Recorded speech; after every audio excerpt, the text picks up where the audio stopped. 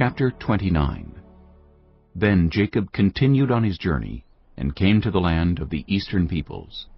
There he saw a well in the open country, with 3 flocks of sheep lying near it, because the flocks were watered from that well. The stone over the mouth of the well was large. When all the flocks were gathered there, the shepherds would roll the stone away from the well's mouth and water the sheep. Then they would return the stone to its place over the mouth of the well.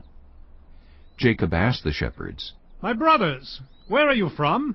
"We're from Haran," they replied. He said to them, "Do you know Laban, Nahor's grandson?" "Yes, we know him." they answered.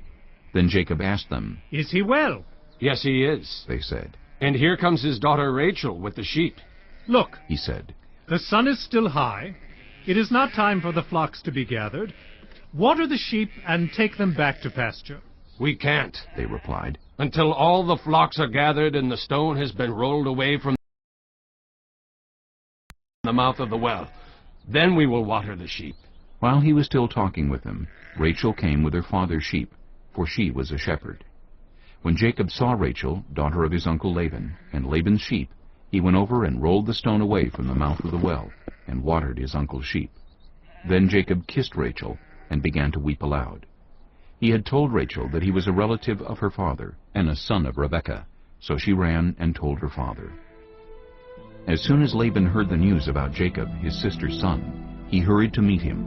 He embraced him and kissed him, and brought him to his home.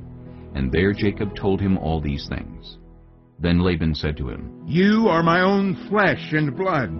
After Jacob had stayed with him for a whole month, Laban said to him, Just because you are a relative of mine, should you work for me for nothing? Tell me what your wages should be. Now Laban had 2 daughters. The name of the older was Leah, and the name of the younger was Rachel. Leah had weak eyes, but Rachel had a lovely figure and was beautiful. Jacob was in love with Rachel and said, "I'll work for you 7 years in return for your younger daughter Rachel." Laban said, It's better that I give her to you than to some other man. Stay here with me. So Jacob served 7 years to get Rachel, but they seemed like only a few days to him because of his love for her. Then Jacob said to Laban, "Give me my wife. My time is completed, and I want to make love to her." So Laban brought together all the people of the place and gave a feast. But when evening came, he took his daughter Leah and brought her to Jacob, and Jacob made love to her. And Laban gave his servant Zilpah to his daughter as her attendant. When morning came, there was Leah. So Jacob said to Laban, "What is this you have done to me? I served you for Rachel, didn't I? Why have you deceived me?" Laban replied, It is not our custom here to give the younger daughter in marriage before the older one. Finish this daughter's bridal week. Then we will give you the younger one also, in return for another 7 years of work. And Jacob did so. He finished the week with Leah, and then Laban gave him his daughter Rachel to be his wife. Laban gave his servant Bilhah to his daughter Rachel as her attendant. Jacob made love to Rachel also, and his love for Rachel was greater than his love for Leah.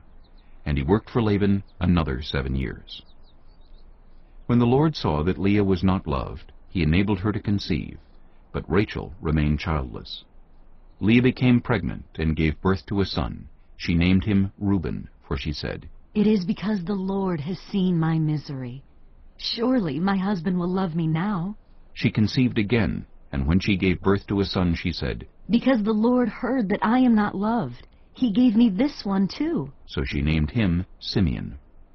Again she conceived, and when she gave birth to a son, she said, "Now at last my husband will become attached to me, because I have borne him 3 sons."